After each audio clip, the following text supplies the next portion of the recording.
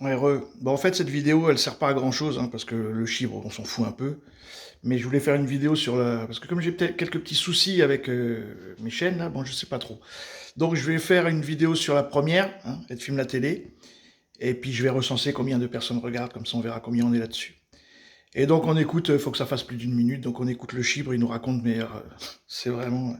Quand même qui semble encourageant. Vous allez nous le dire ou pas, Emmanuel, mais l'inflation se stabilise. Ouais.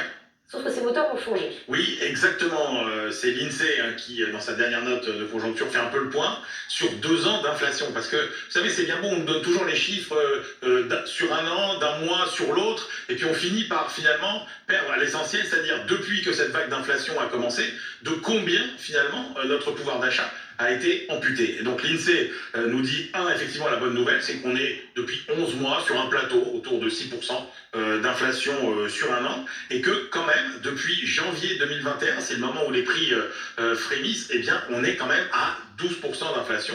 Donc la vie coûte 12% plus cher aujourd'hui que début 2021.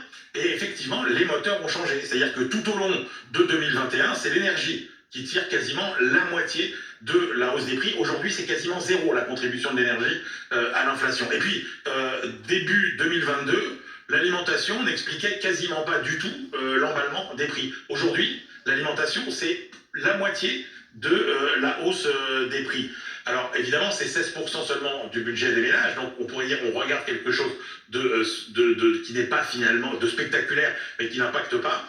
Il y a une inflation à bas bruit qui est plus finalement dure pour les ménages, c'est celle des services, parce qu'elle n'est pas spectaculaire. Hein, on est passé...